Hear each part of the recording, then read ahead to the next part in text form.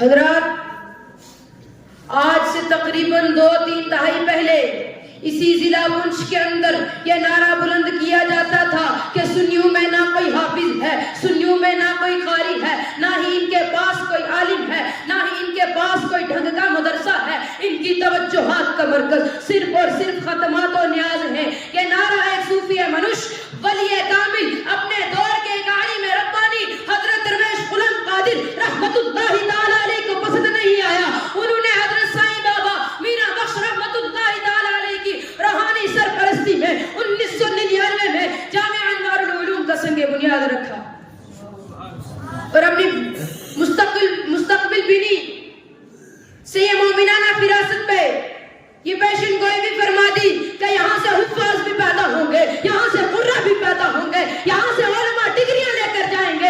اس کی سنگ بنیاد رکھنے کے بعد اس کی چلانے کی بات ڈور علماء اہل سنت کو سونپ دی۔ چنانچہ حضرت مولانا مفتی سعد اللہ خان صابری صاحب، حضرت علامہ صوفی اقبال صاحب، حضرت مولانا حافظ عبد المجید مدنی صاحب نے اس ادارے میں درس و تدریس کا سلسلہ شروع کیا۔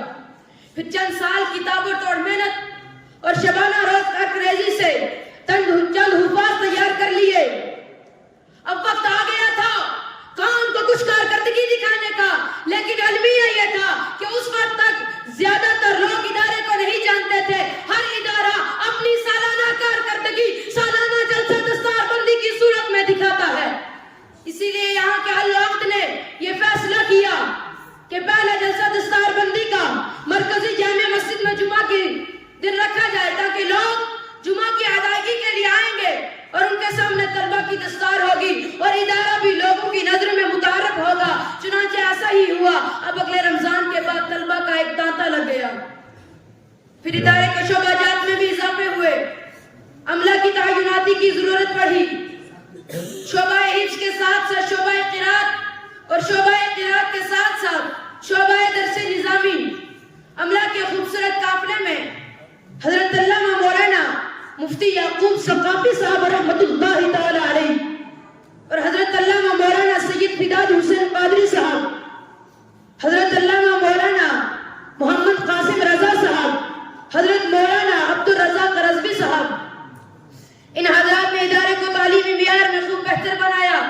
پھر نومبر 2008 میں حضرت مولانا مفتی یعقوب ثقافی صاحب رحمت اللہ تعالی علیہ کا وصال ہو گیا۔ پھر ان کے بعد خطیب اہل سنت حضرت علامہ مولانا مفتی فاروق حسین مصباحی صاحب اور چند سالوں کے بعد حضرت علامہ مولانا ڈاکٹر مفتی ابراہیم مصباحی صاحب، ان حضرات نے ادارے کو تعلیمی معیار میں ضرب المثل بنا دیا اور تا خلوص ضرب المثل ہے۔ پھر ادارے کے موجودہ ناظم اعلیٰ مارچ 2018 میں اپنے عملہ کے تعاون سے ایک نئے باب کا آغاز کیا، ایک انگلش میڈیم سکول کا قیام عمل میں لایا۔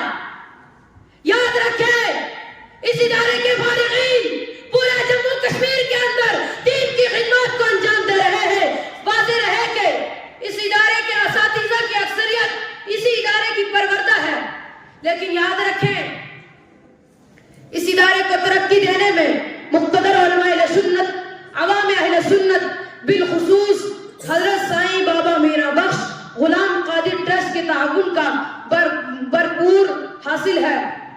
لیکن علماء بھی یاد رکھیں، عوام بھی یاد رکھیں، ٹرسٹ والے بھی یاد رکھیں، جامعہ انوار العلوم کسی ایک ادارے کا نام نہیں ہے، بلکہ صوبہ جموں میں اہل سنت کی ایک تحریک اور مشن کا نام جامعہ انوار العلوم ہے۔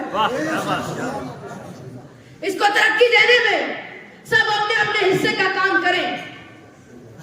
اس وقت اس ادارے کو کی عمارت کو ایک ذیلی شعبہ سمجھا جائے۔ اس وقت اس ادارے کے اندر 300 سے زائد طلباء کرام دینی تعلیم سے آراستہ ہو رہے ہیں، لیکن حالات کا جبری تقاضا ہے کہ اگلے چند سالوں میں یہاں ہزاروں طلباء ہوں گے۔ میں دعا گو ہوں اللہ تبارک و تعالی سے کہ جامعہ انوار العلوم کو آئے روز ترقی عطا فرمائے۔